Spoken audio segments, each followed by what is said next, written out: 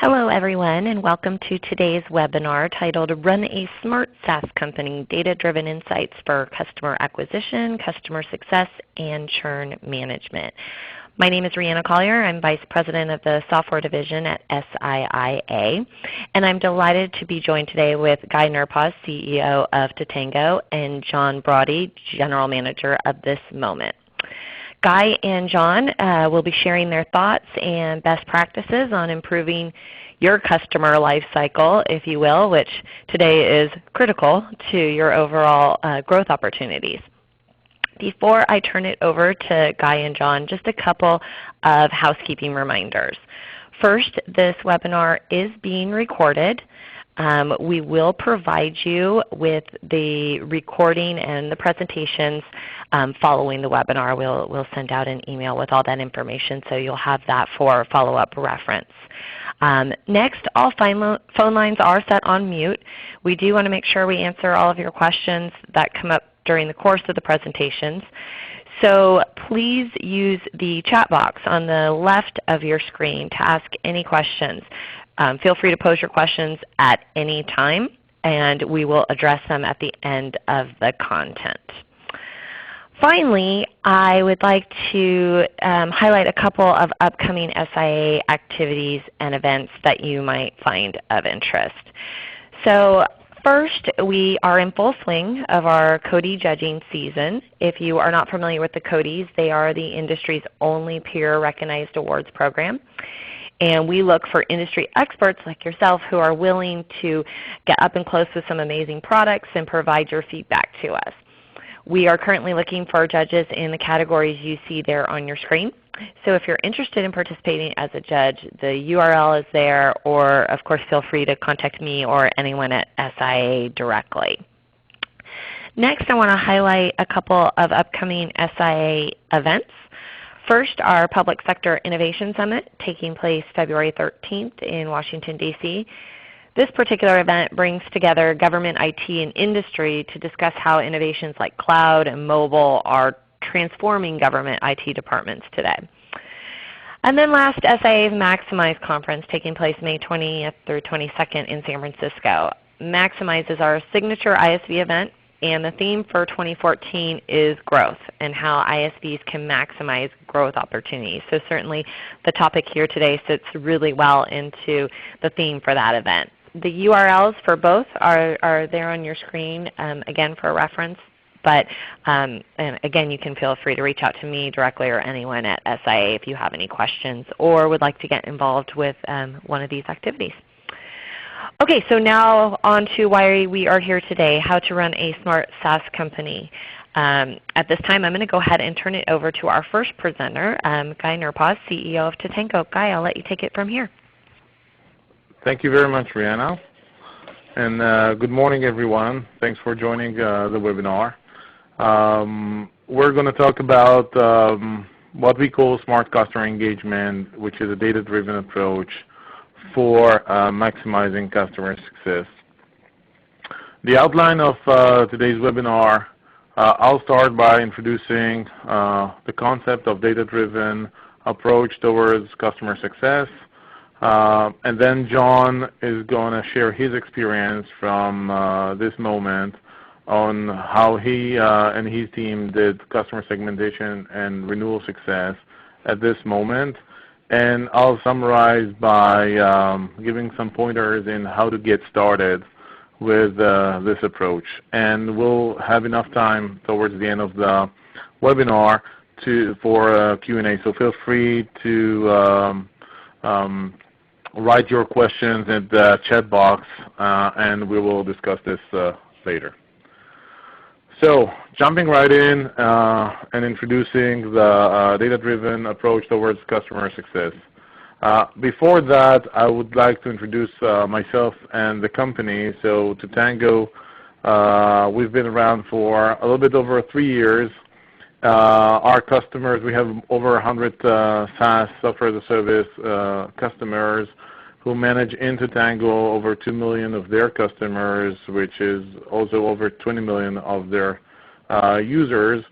And we've been working in the past few years with very big software as a service companies emerging companies, companies that have started small and now are big, and also companies that are just starting. So to get started, so the background of all that is the emergence of cloud, and I see that in translation into this presentation there's a mix-up, so I'll talk it through. So the cloud has introduced three fundamental changes. First, obviously, delivery model. Everything is delivered over the cloud, web-based, mobile-based, and so forth. A financial model, subscription, pay-as-you-go, which provides a lot of control within the hands of customers. And the third thing, which we're focused on very much, is the engagement model. Now that 90% of customer interaction takes place within the application, it opens up a whole new way for businesses to interact and engage with their customers. Elaborating a little bit more on that, and if you think about the impact of the delivery model and the financial model, basically companies could see this as two negatives, right? One is the fact that companies have to deliver service over the cloud means that there's a lot of technology investment that companies have to must do in order to ensure high value of a service, uptime, and so forth all the time for their customers. At the same time, customers are ready now to a much more favorable financial model for them. It's no longer in which they have to invest upfront a lot of money just for the option to use the product. They're actually paying for the value they're getting, and if they're not getting value, they're not paying anymore and they're churning. But those two things are actually make it very create a very big opportunity for businesses, and instead of fighting these changes, actually embracing them and introducing a whole new way to engage with customers. And as I mentioned before, as 90% of customer data now lives in application, everything that users do on your product actually takes place in application recorded there. It creates a whole new way to think about this information. How can companies utilize it in a way that they can engage in a much smarter way with their customers, exceed their expectations, and over time maximize the revenue potential with their existing customer base. One thing to note is that if we look at the existing customer systems that every business has today, the CRMs, the opportunity management solutions, the marketing automation systems, the help desk systems, this system don't have in them this critical information set, which is how people are using the product and what do they do and what value they're getting. And for this reason, we've been thinking, and we've created a platform that actually helps enrich those systems with the information that actually exists within the application, but does a little bit more than just that. When we dive a little bit deeper into software as a service, it is a known secret today that product usage is the #1 metric that impacts everything in business. How people use the product is a leading indicator into trial conversion, to freemium to paying conversion. It is an indication into renewal or possible churn, and it is also a way for businesses to identify which customers they can upsell and sell some more functionality and grow them over time. So the technology that we're kind of talking about and architecting and working with our customer is basically a way for businesses to unlock the buy and churn signals, all customer engagement signals from in real time from application usage and engagement data.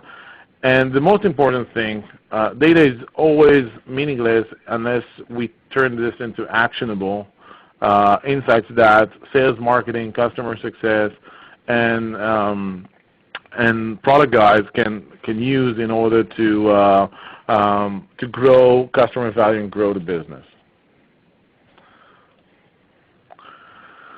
The basic concept that we've been pioneering, we've borrowed this from the consumer market, is the concept of the customer journey.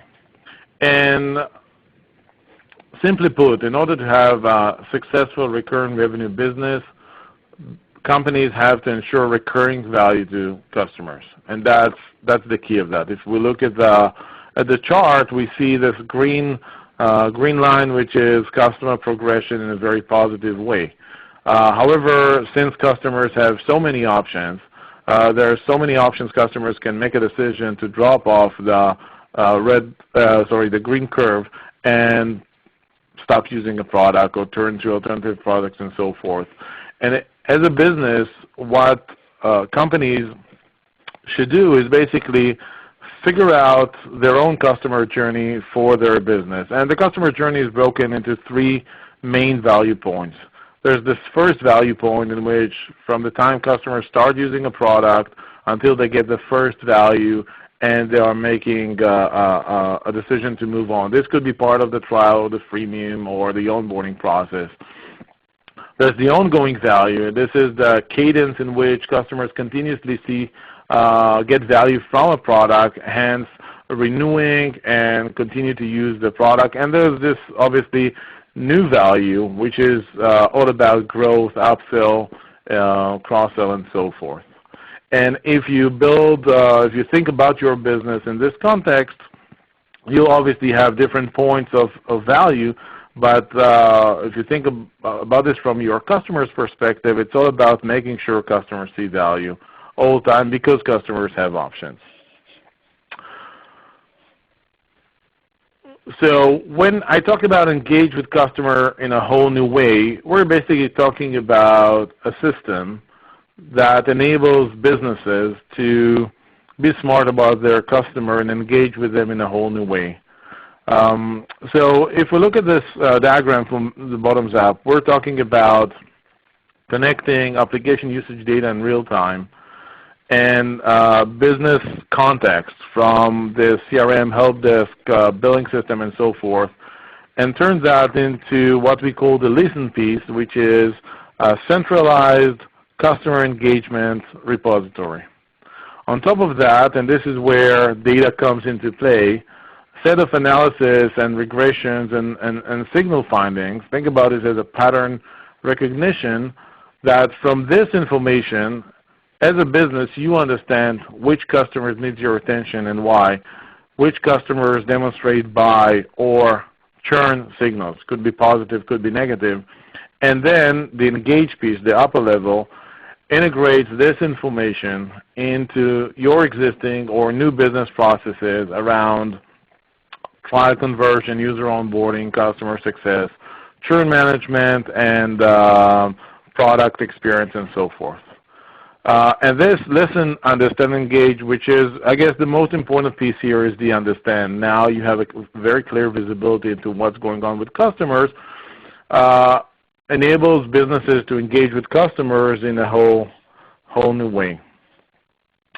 A little bit deeper into that, when we talk about insights, and let's look at the right-hand side, the idea is to make it very, very actionable for the frontline team, right? When a support case comes in, the support agent should know the context. When there's a sale within the trial, the salesperson needs to be aware of that.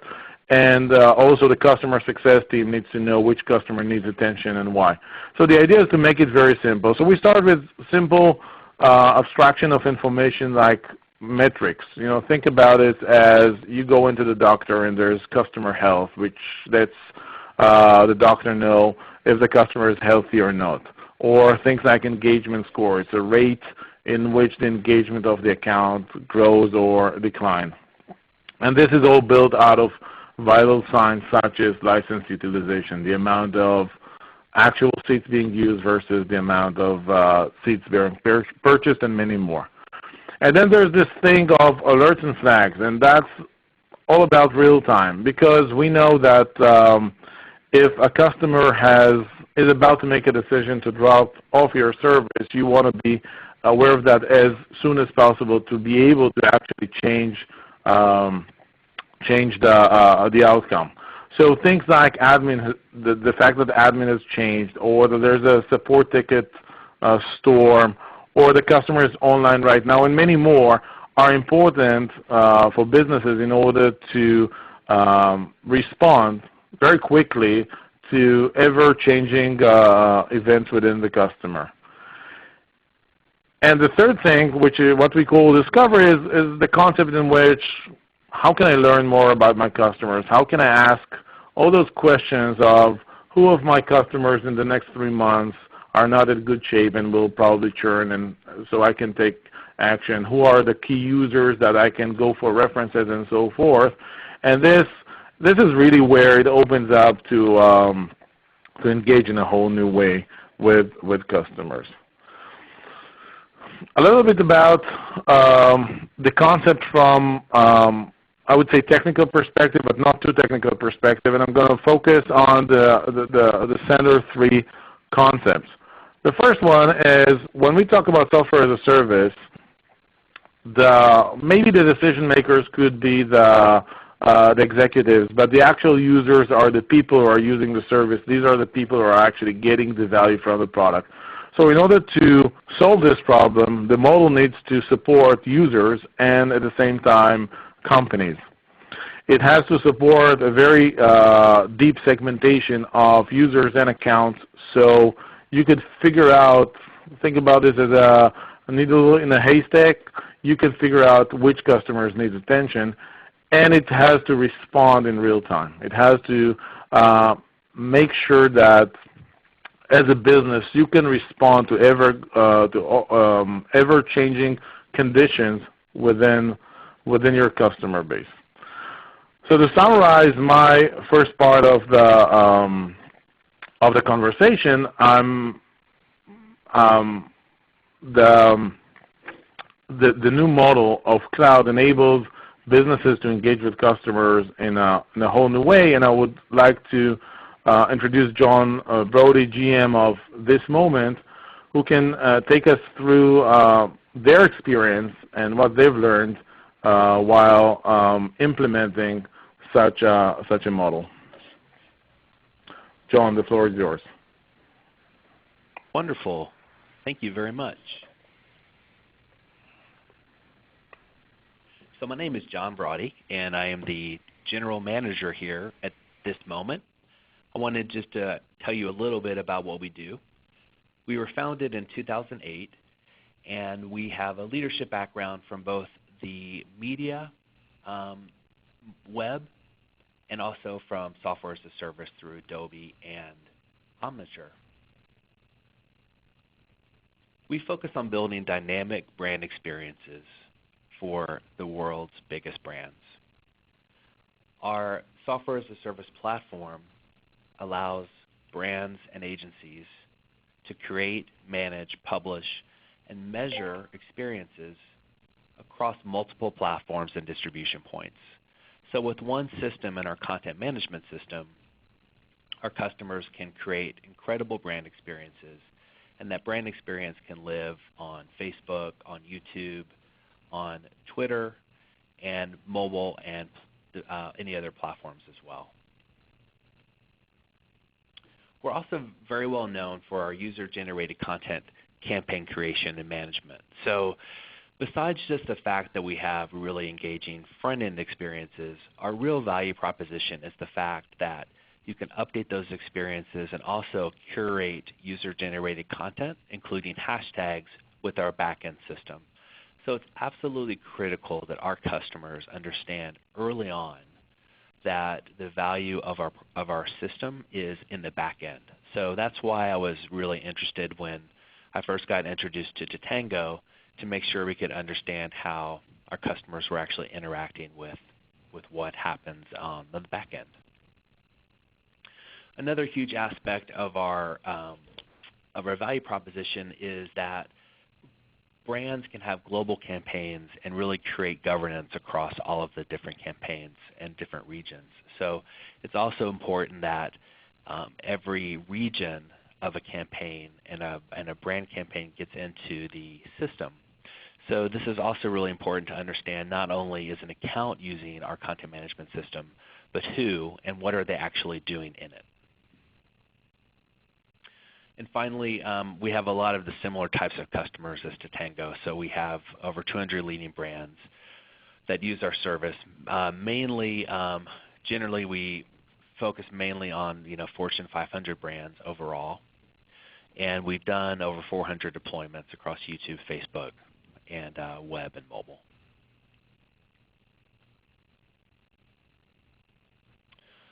So let's talk a little bit about the value. So when we sell this moment, and we generally sell to CMOs, and for them what's most important is achieving maximum engagement. So we talk about the fact that on our channels, users spend over 6 minutes, which is much higher than standard YouTube channels or standard other implementations. And that also they can expect to see increases in video views and time spent and social shares. So that gets us in the door and gets us an implementation going.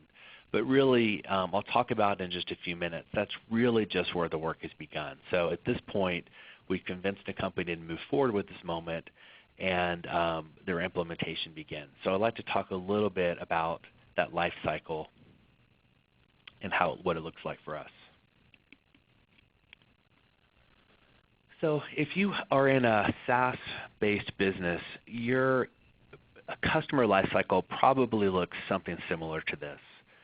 So our customer life cycle is generally 12 months. So we sign annual contracts, and the first phase is usually planning, and then there's an implementation phase.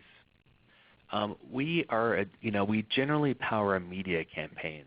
So there's usually a hard date for an implementation that's very important to our customer or agency in terms of getting something out the door and up.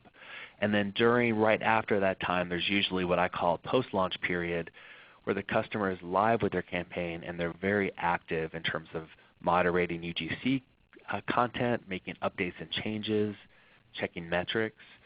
And then generally, for the most part, that lasts a few months, and then the customer goes into a maintenance phase. And then at the end of 12 months, or well before the 12 months, it's critical that we provide value and get the renewal so that we can continue to have the recurring revenue from the customer.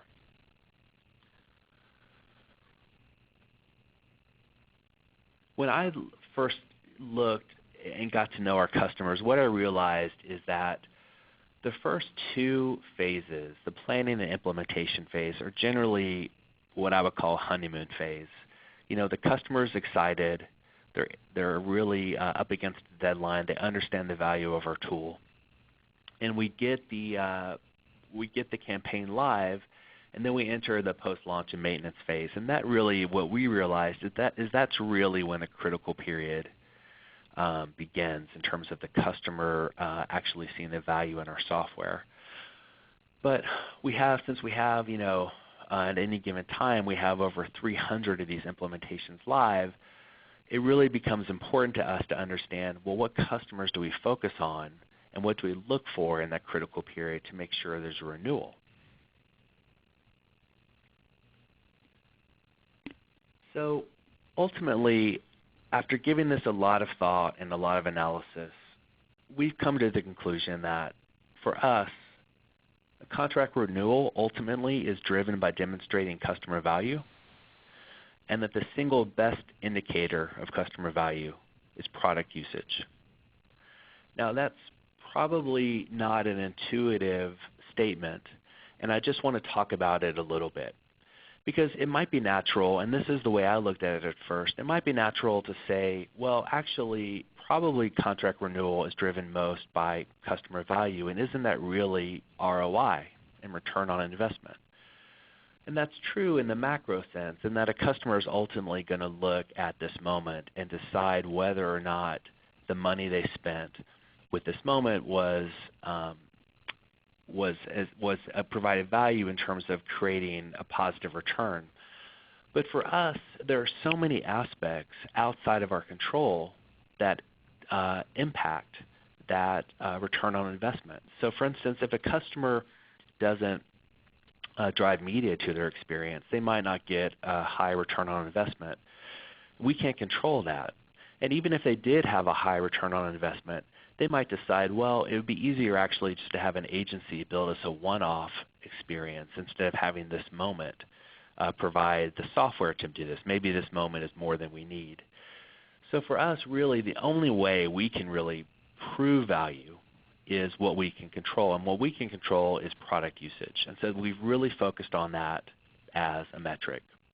Now that sounds really simple, but what we realized is we did not have a great way to measure that. We have a great analytics system, but we didn't have a good way to easily measure what our customers were doing with their own software, which is probably a situation that many of you see yourself in.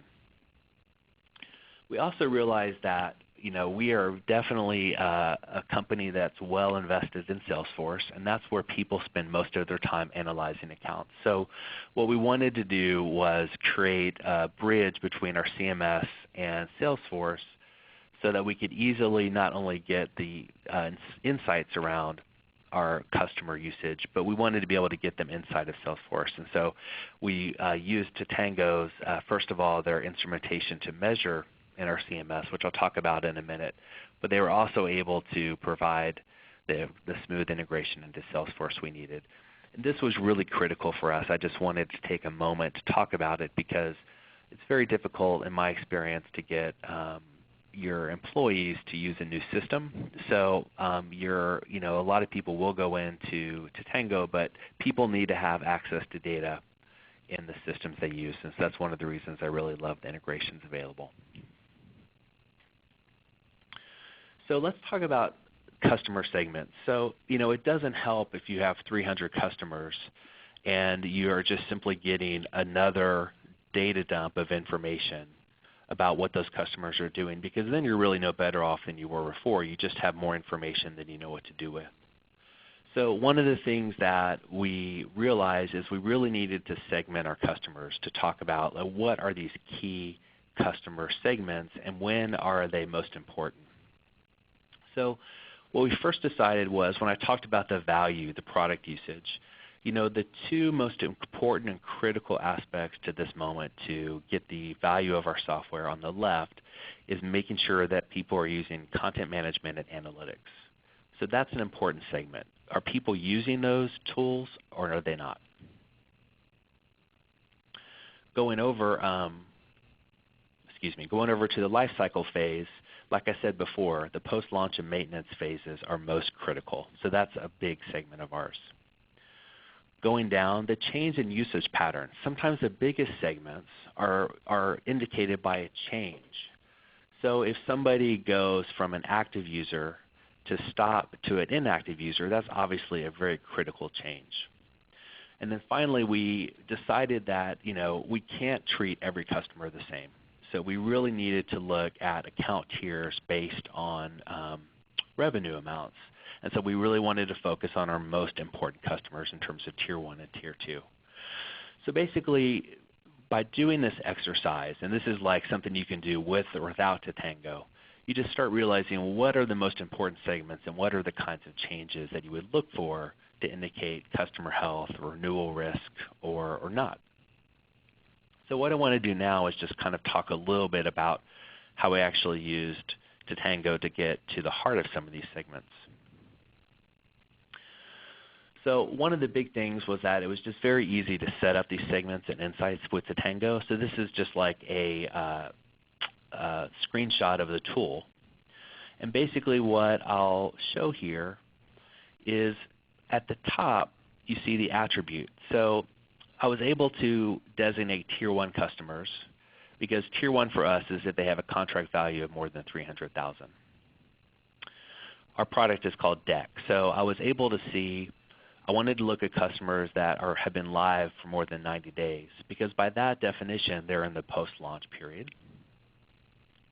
And I wanted to see anybody that hasn't used either content management or reports in the last 7 days. So this is a change that somebody has stopped using those things or they're not using them at all. So that is defining the segment. And then what I want to do with that is I want to take an action based on that. So what I've been able to do here is I've been able to tag that customer as an at-risk account, a Tier 1 at-risk account, and I'm also able to set up various email alerts to an account manager or to anyone else that we need to. So what's great about this is that Tatango then drives these reports directly to account managers, delivered by email, or I'll show you in a few minutes, integrated with Salesforce, so that actually surface the key account segments and the at-risk accounts right up to the top of the inbox for any account manager. And this really was important because it allows the account managers to prioritize their activity based on how customers are actually using the product.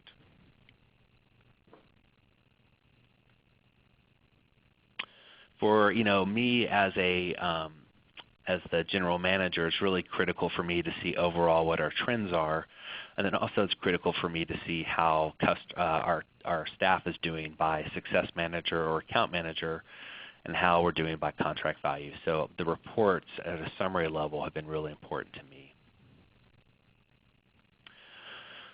For those of you who use Salesforce, which is probably quite a few of you, the screen may not look all that sexy. It's definitely not as sexy as Tatango, but it's incredibly important to us. So this is what we call, this is our custom object in Salesforce that covers the basic widget that our customers have bought, which is a deck. And for every single one of these customer accounts and these customer implementations, Tatango ports in all the activity around that account that we've set up through their connectors. So when an account manager, a project manager, a salesperson, whenever they need to contact this customer, even our customer service folks, they immediately see the status of the account. Is this customer using our CMS? And they can take that into account when they talk to the customer. So this was just a critical step for us because it really allowed this critical aspect of our customer success to be integrated with the tools that everyone uses every day. And finally, one thing we're starting in Q1, which I'm very excited about, is we've just finalized our own integration between Salesforce and Marketo. And we will be able to take these triggers that I just talked about and generate automated emails through Marketo. So in this example, this is an example email that we plan on sending to somebody in that segment I just talked to you about. That's a Tier 1 customer that hasn't been using our CMS. We'll be able to send this email, and we'll be able to slot in different modules based on the criteria we set.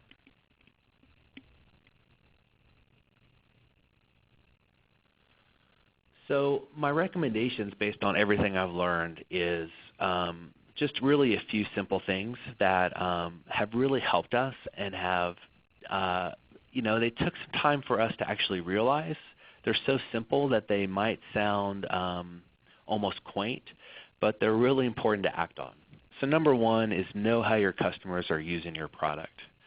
We knew what our customers were using our product for. We knew what they wanted to accomplish with it, and we knew how they were ultimately measuring the success of their overall campaign. But actually, until we got to Tatango, we really did not have a great idea of how our customers were actually using our product on a day-to-day basis. So however you decide to do this, whether it's with Tatango or something else, just make sure you know how your customers are actually using your product. I really recommend that you determine your key customer segments. If you spread yourself too thin and treat every customer the same, then your account managers will not know where to spend their time. And they might inadvertently spend time on an account that isn't at risk, or on an account that just isn't, maybe it's just not worth the effort to renew. So it's really critical to determine the segments that are important to your business, and then make sure that your account managers understand those segments. Really understand the critical phases of customer success. When is it critical for customers to understand the value of your software platform? For us, if we measure the value just based on whether or not we got customers live, we would really be missing the boat, because that is just the beginning of the battle. The critical phase for us is in the post-launch and maintenance phases. So it's really important to understand where those critical phases are and act accordingly during those phases and strike while the iron's hot. And then finally, just have an action plan to measure these things and then actually act on them. So for us, Tatango was the best platform because it was simple to implement and provided the insights we needed. But whether or not you end up using Tatango or not, I just, going through this exercise and deciding how to measure these things and act on them, for us has been really critical. And so that's my recommendation and advice from what I've learned.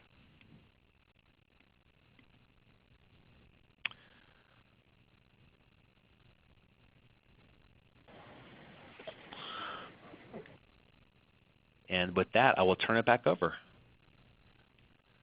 I think Guy might still be muted. There you go. Yeah, thanks very much, John. Great use case in my opinion. I just want to summarize with some practical advice on how to get started.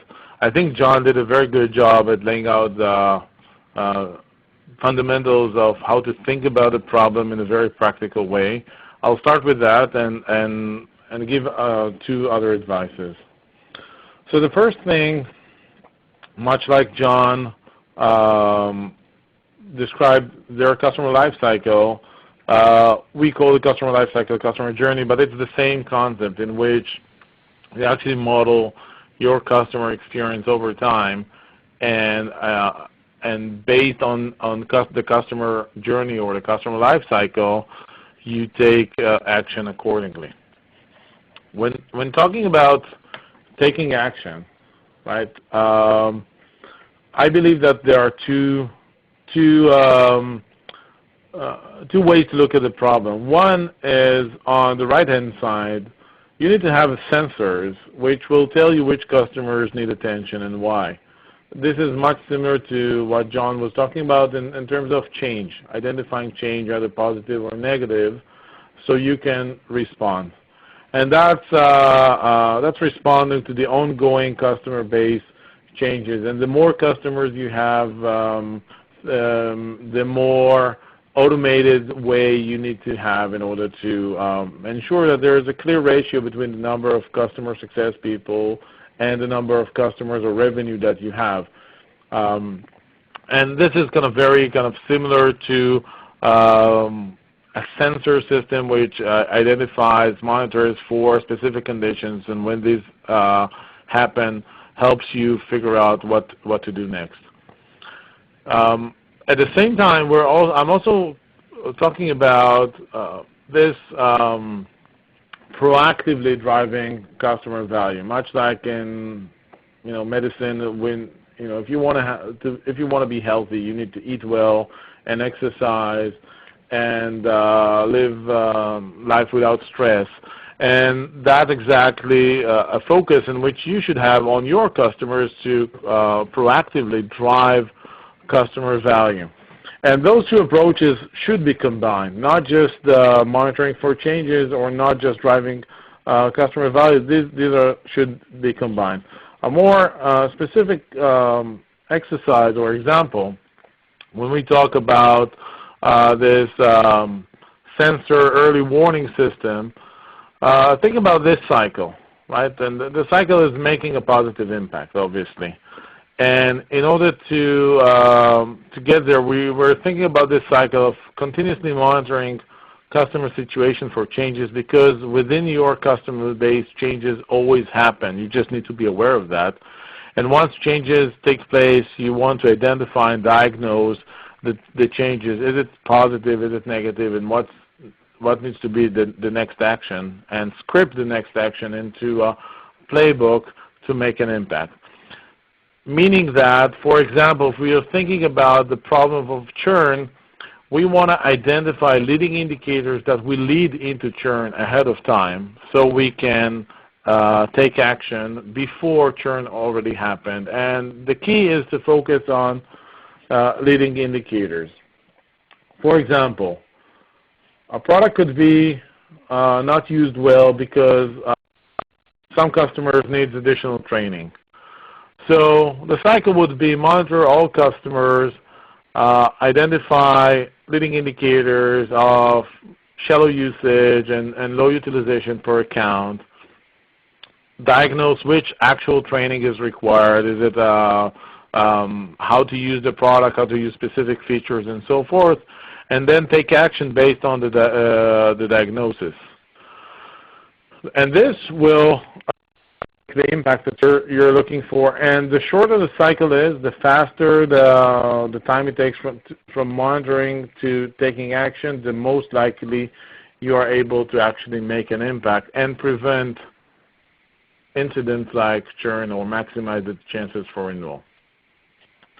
When talking about proactively creating value for customers, there are a set of playbooks. I'm not going to be very thorough on them, but one of the things that we are aware of as a software as a service company is that features are being released pretty frequently, and the challenge is to make sure that these features actually create value to customers. And as a business, we want to proactively encourage customers to use those new features in order to get more value out of the product.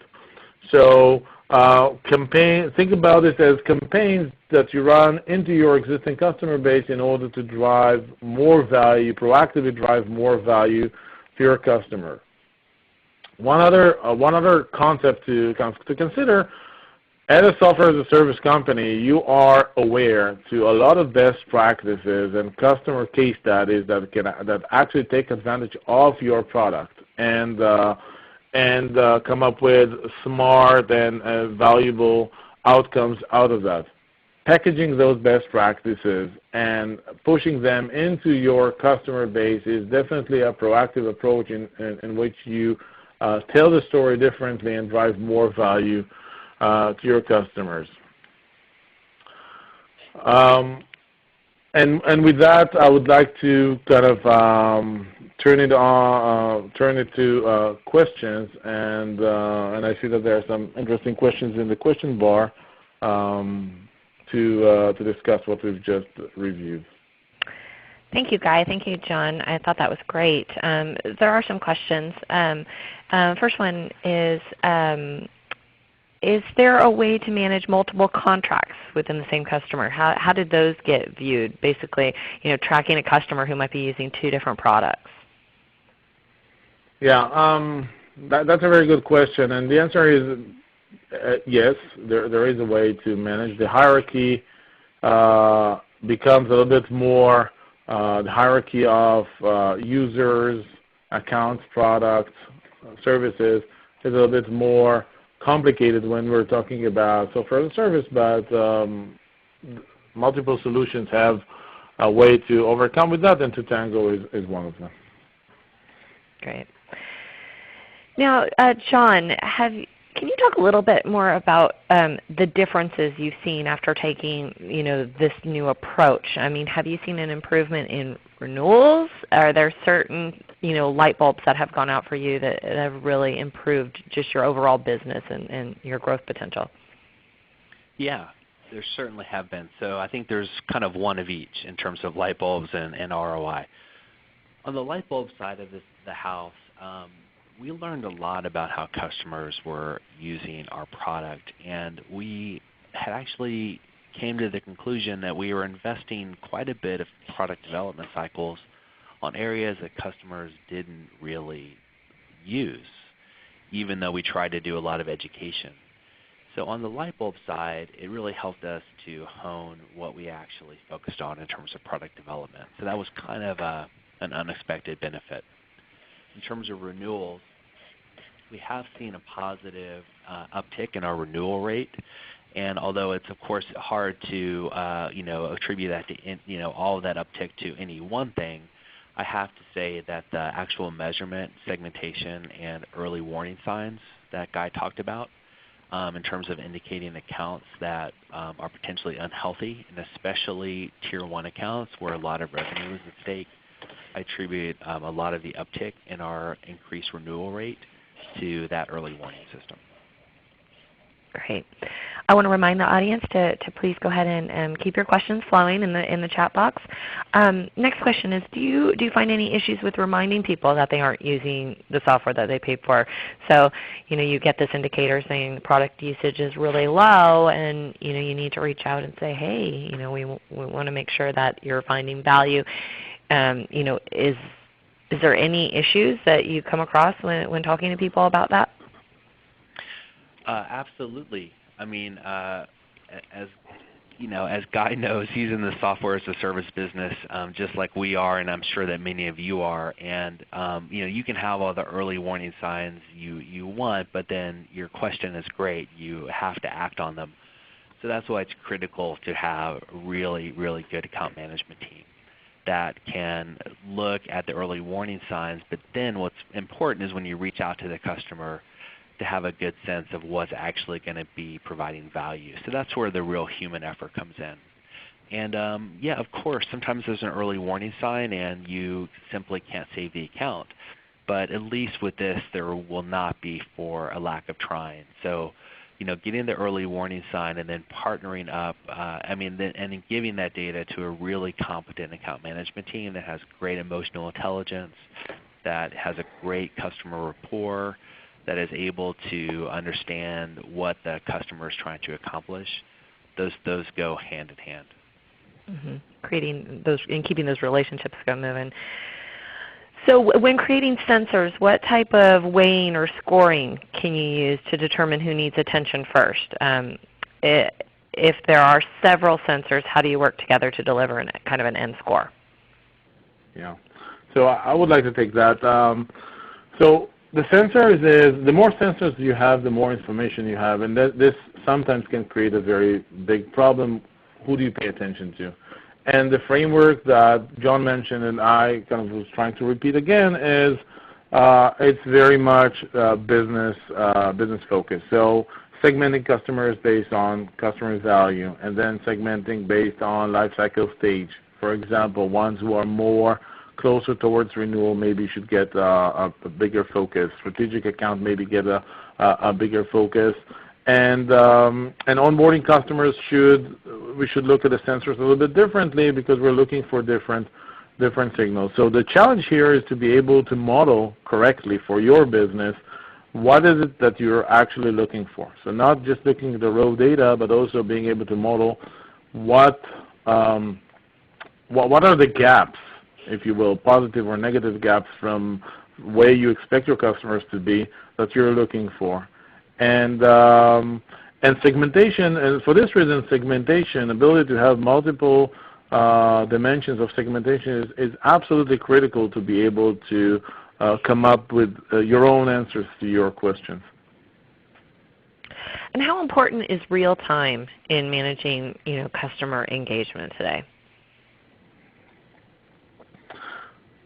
So I believe that real time is critical, and the reason is that you want to make sure that you identify, as I mentioned, the cycle needs to be very short. From the time you identify the signals to the time that you're acting, making an impact needs to be very short because customers are making a decision, and if you are too late into influencing that's unrecoverable. And as time goes by, comes hundreds, tens of percent, even less probable of solving the problem. If we look, for example, at a 14 days free trial, if you're going to get a data point every 2 weeks, you have a single data point in order to act on. So you need to have a faster data point. If we're talking about renewals and 3 months prior to renewals, being able to get a data once every week or once every month, you have 3 data points. It's very hard to respond on time. I can give you an example in which one of our customers have learned that if they respond very quickly to the time that that inactivity, for example, takes place, they can identify the problem and actually remedy that at rates which are 200 to 300% more if they wait a week or 2 weeks until they take action. Great. You talked a little bit, John, you talked about the system that, where you can see, or where your account management team can kind of see, where their accounts are and which accounts need attention. Is there a system that reports on your own account management team's activity and exactly what they're, when they're using Tatango? Yes. Well, one of my best systems for that is actually our Tatango account manager who keeps me aware of who exactly is using the tool, and that actually, that helps a lot. Generally what we do is we have several reports in Tatango. One of the screens I showed shows that you can look at all of your accounts, and then you can actually break down the activity and the progress against different account managers.